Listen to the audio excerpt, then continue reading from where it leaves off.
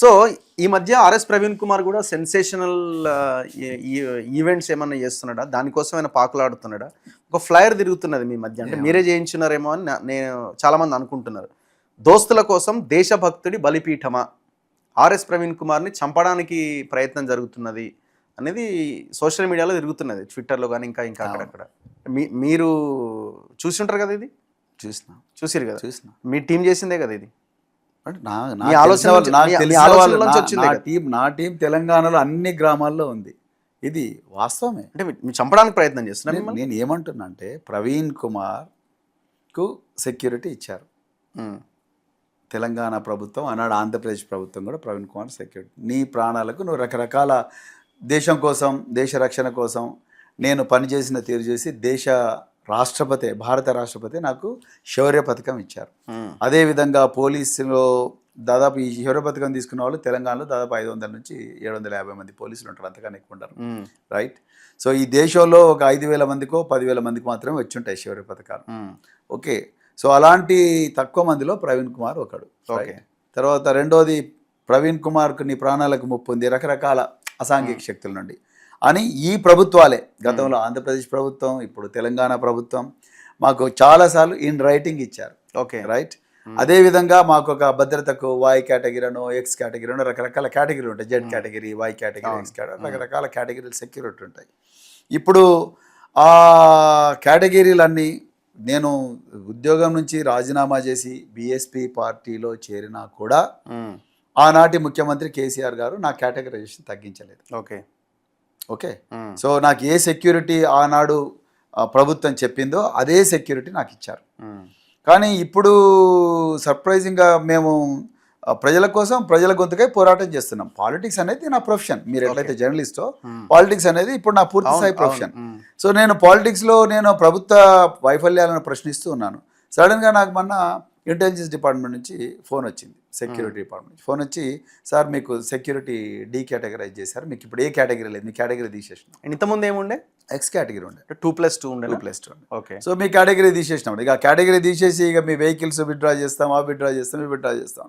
నేను మరి మాకు ఇన్ రైటింగ్ ఇవ్వాలి, మా అభిప్రాయం తీసుకోవాలి, మమ్మల్ని ఇంతవరకు మాకు మా మీద మీరే మీ ప్రాణాలకు ప్రమాదం ఉంది అని చెప్పి మీరే అన్నారు, మీరు ఇన్ రైటింగ్ ఇచ్చారు. ఒకసారి కాదు 3-4 సార్లు మీరే ఇచ్చారు. ఆ అధికారులందరూ ఇప్పుడు డీజీ స్థాయిలో ఉన్నారు. ఓవర్ నైటే నా ప్రాణాలకు ముప్పు తొలగిపోతుందా? నేను ఎందుకు నా ప్రాణాలకు ముప్పు ఉంది అనేది ఇక్కడ నేను చెప్పలేను. ఓకే, కానీ నేను దేశ రక్షణ కోసం మేము చాలా పనులు చేశాం.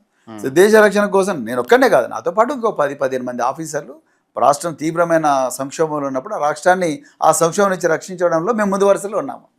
సో అలాంటప్పుడు సడన్గా నీ ప్రాణాలకు ముప్పు తెలిగిపోయింది, నువ్వు నీ సెక్యూరిటీ అంతా డీ కేటగరైజ్ చేసినావు అనే భావన ఎక్కడి నుంచి వచ్చింది? నేను 2021లో, మీరు కూడా ఉన్నారు ఆ రోజు, 2021లో నేను రాజీనామా చేసినప్పుడు ఆనాటి ప్రభుత్వం నన్ను ఏమనలేదు. ఓకే, సో వాళ్ళు నా కేటగరైజేషన్ తగ్గించలేదు. కానీ ఇలా సడన్గా మాకు సెక్యూరిటీ డిపార్ట్మెంట్ నుంచి వచ్చేసి మీరు మీ కేటగరైజేషన్ తీసేసినాం, ఇప్పుడు యువర్ లైక్ తీసేసిరా అంటే కేటగిరీ తీసేసినట్టుగా చెప్పేసిండ్రు మాకు. ఆల్రెడీ మీతో పాటు ఇప్పుడు రాలేదా? స్లోగా తీసేస్తారు, ఆల్రెడీ మాకు ఇండికేషన్ ఇచ్చారు కదా. ఓకే, సో దీని అర్థం ఏంటి అంటే మేము చావాలని అనుకుంటున్నారా? ఈ రాష్ట్రంలో హోంమంత్రి ఎవరు?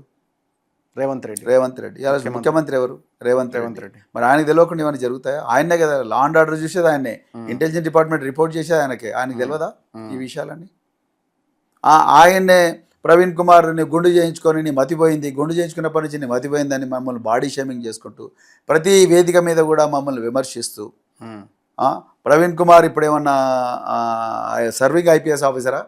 ఈ మనం మైనర్ బాలిక విషయంలో ఇంత కొట్లాడడానికి ఆయన మేమెట్లా ఇన్వెస్టిగేట్ చేయాలనో ఆయన ఎవరు మాకు చెప్పడానికి? మాకు తెలియదా ఎట్లా చేయాలనో? అంటే మిమ్మల్ని చంపాలన్న ఆలోచన రేవంత్కి ఎందుకు? చంపాలన్న ఆలోచన అనేదానికన్నా కూడా వీళ్ళు బతికుంటే లాభం, వీళ్ళు బతుకున్నంత కాలం ఇగో మమ్మల్ని ఇట్లా ప్రశ్నిస్తూనే ఉంటారు అన్న భావన ఈ ప్రభుత్వంలో ఈ పెద్దలకు. ఇప్పుడు వాళ్ళు అట్లాంటి ఆలోచన వేసి మిమ్మల్ని చంపేదేవారు? అసలు మిమ్మల్ని ఆ రకమైన ఆలోచన అది వాళ్ళకే తెలియాలి. వాళ్ళు నాకు ఏ శక్తుల నుంచి అయితే ప్రమాదం ఉందని వాళ్ళే పేపర్ మీద పెట్టి ఇచ్చిండ్రో వాళ్ళకి తెలియాలి కదా. వాళ్ళు మాకు చెప్పాలి, ఆ శక్తులు ఇప్పుడు మేము చంపమని నిర్ణయించుకున్నారయ్యా అని చెప్పి వాళ్ళు మాకు చెప్పాలి. మాకు అవన్నీ చెప్పకుండానే సడన్గా తీసేస్తే అర్థం ఏంటి?